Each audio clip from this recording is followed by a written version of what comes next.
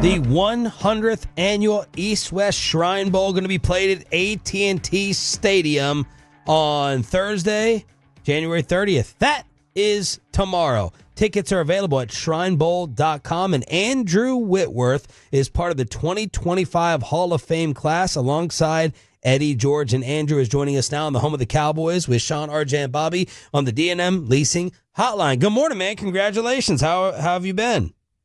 Good morning, fellas. I'm doing great, man. It's good to be back in this game. Shoot, it had to be 19 years ago, I guess, or something, that I played in this thing. So it'll be fun to be back and kind of have some of those memories. Take us through some of the memories. Like, who did you compete against? You know, some of the practices where you're like, okay, this is a measuring stick moment for me right here against this big prospect or this big name. Yeah, I think you think of those moments. I mean, just how nervous you are. It's your first, interview, if you will, or audition for playing sports at the highest possible level, something you've dreamed to do your entire life. So I can remember probably less of those moments of actual competition and more of the standing around with other guys and the nerves you had and the conversations you're having about what does your agent say about this and what has this team said to you. You know, just all those things. We're all just speculating where you might go and what might happen next. But also form some relationships that I'll, always remember. I mean, Bruce Gradkowski's a guy that I can remember from that game and ended up playing with him later in years. Marquise Colston, Greg Jennings, and some other guys that just some cool names that, throughout the years you end up playing with some of those guys, and you'll always have that memory of really that time you were all together and you had no idea what your future would look like. And you're just giving your best effort in front of these coaches in a big moment. Did you know going into that, like you had the belief, like, I know I'm a really good player. I know I can play in the NFL, or did you have to have a lot of other proven moments once you got into the league in order to know that you belonged?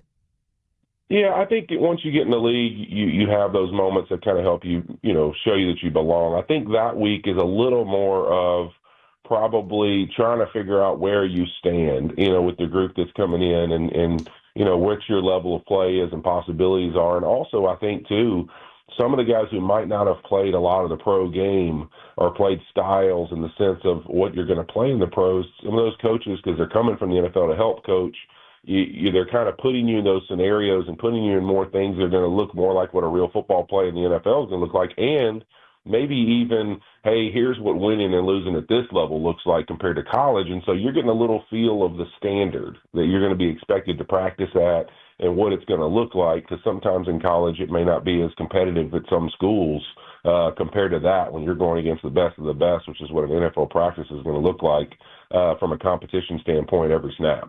Andrew Whitworth joining us here on 105 through the Fan. Okay, Andrew, you mentioned when you were standing out there and just the nerves that you felt, just, I'm going to have my first meeting with a team or the way these practices are, and you still feel a little, I guess, bright-eyed and bushy-tailed at that moment. In this newer era where we see guys like Jaden Daniels who will skip certain workouts, or Marvin Harrison, or guys who show up to Shrine where it's like, well, I'm going to show up, but I'm not going to practice, and I'm just going to interact with people. How much do you think the culture has changed in terms of the new NFL player because of the NIL era? I think it's changed a lot, and I think when you think about now what the league is and even the college game, it's totally different than anything I experienced. And really, for me to even speak to really that NIL world, I wouldn't know anything about it. But back in my day, it just involved cash envelope, guys. But listen, it was a whole different thing. But I would say now it's totally different, and the expectations are different too. I think these guys, they play a lot. We see them play. The exposure in college football is night and day different. And I think, to me, it doesn't bother me that much. Some of these guys that have proven themselves and feel like they're comfortable with who they are and what they've shown.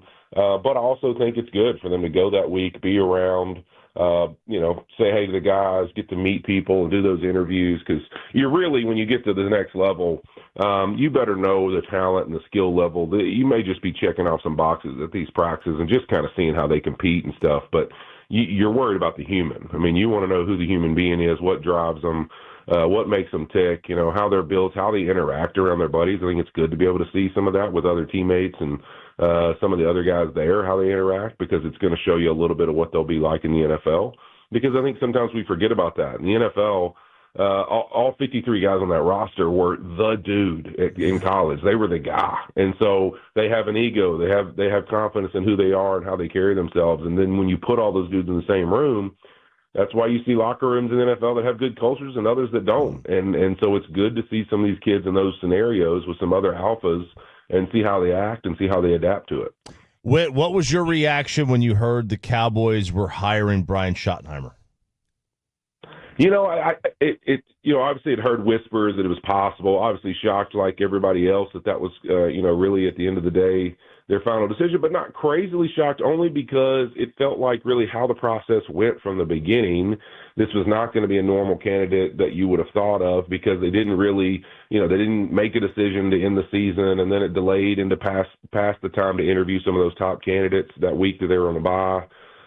So then you're like, all right, well, you didn't even do your due diligence really. So truth is, this is going to be kind of an awkward hire situation anyways, unless you're waiting until all this is over and you can get to all those guys again. It kind of felt like it was something where they had a little bit of an idea of where they might go if McCarthy wasn't the answer.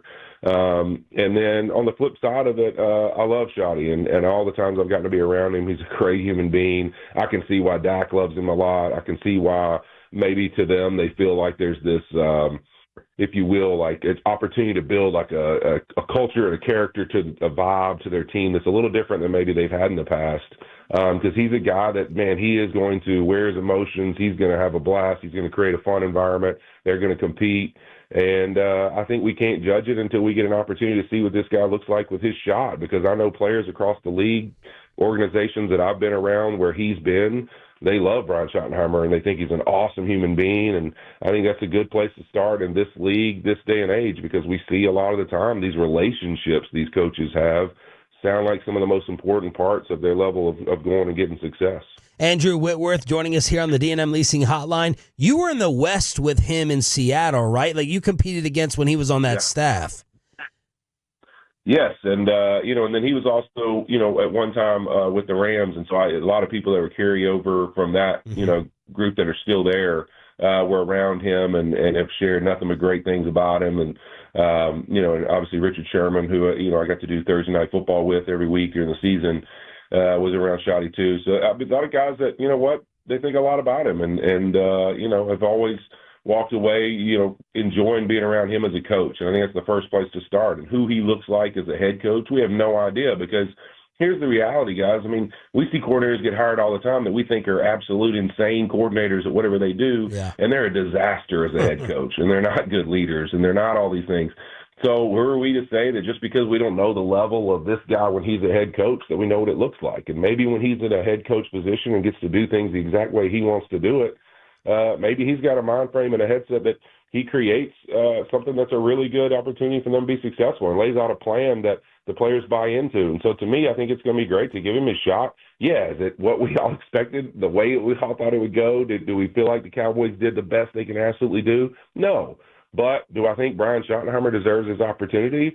And am I going to give him his chance to show us what he's capable of? Heck yeah, I'm excited to see it because I know the human's an awesome dude, and I look forward to seeing him take his shot and see what he's got. A criticism of Shotty and those Seattle offenses were being conservative, like too old school with Pete and running the ball too much. Did you think of that while you were playing them? And what do you think of that criticism for Cowboy fans who are scared of him calling this offense? Well, I think you've got a guy in Dak Prescott who's shown your ability to throw the football and honestly has been, a part of some great offenses over the last few years. So they're going to be able to throw the football effectively. They have a great receiver in CeeDee Lamb. Like being able to complete and connect on those opportunities is not going to be hard for them with those two guys. So, first and foremost, and that's where you start with your best players. But when you look at the system, I mean, look where we are. I mean, I would say that in those years that we're talking about, that was a little bit of a different league, and offenses were molding into more throwing the ball. And you look at really where we are now, we're actually headed the other direction.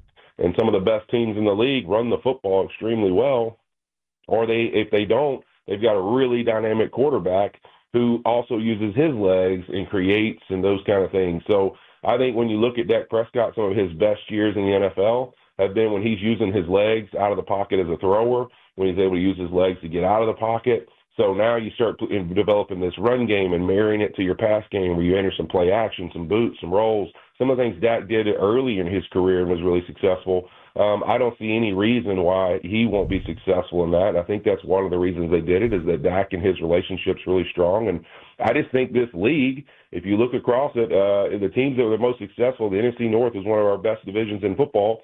What did all those teams do? They ran the crap out of the football. And the Detroit Lions, obviously, Green Bay Packers. Then you look at Philadelphia, where they're at. You look at what really the Commanders, when they were at their best, what they're able to do is run the football. So I think, to me, look, the league has changed. And if he can continue to evolve that offense, I think it's going to look a little different with Dak Prescott and CeeDee Lamb involved instead of Russell Wilson. But I don't see why that can't be successful, because to me, I look around it and go, man, there's some teams that I wish they ran it more right now, because I think it'd have more success. When you got to L.A., it was also McVay's first year, and he had never been a head coach. And, the going from an assistant to a head coach, learning how to run a team, learning the culture, learning how to be a leader. How different was McVay first year versus how he grew into that and his ability to lead and stuff? I would say this. Listen, and I'm obviously somebody who's biased in this conversation, but I would say that people have been around him, now that he's had an opportunity to have so many daggum people leave the organization to become head coaches. Sean McVay is a pretty much in that category of a unicorn of those kind of guys. I would put him in a rare situation. He's been an insane, incredible leader from the second he started, but I put Sean McVay in the conversation of somebody who was literally born and created to be the CEO or head guy of anything. Sean could walk into any company in the world and be the leader of the company. That's just who he is, how he's wound, his ability to communicate, articulate his plan, his vision, to grab the attention of everybody in the room, yet also be entertaining and inspiring and challenging is just, it's a very, very rare level. And so to me, I think there's going to be some challenges. Obviously, things Sean had to learn over time, and it was more things he had to navigate within himself of how to handle things emotionally, how to react to things, how to move forward and make decisions. That's that head coaching role that we forget.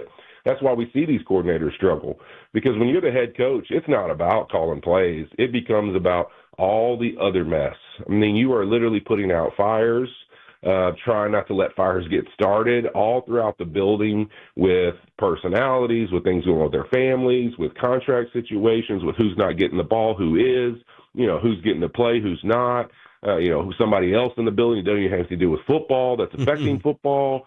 I mean, that's your life. So it is a different position, and it requires different traits to be able to handle it really well. Andrew Whitworth, the Super Bowl champ, joining us on behalf of the East-West Shrine Bowl. He is getting inducted along with Eddie George to the Hall of Fame here on 105.3 The Fan.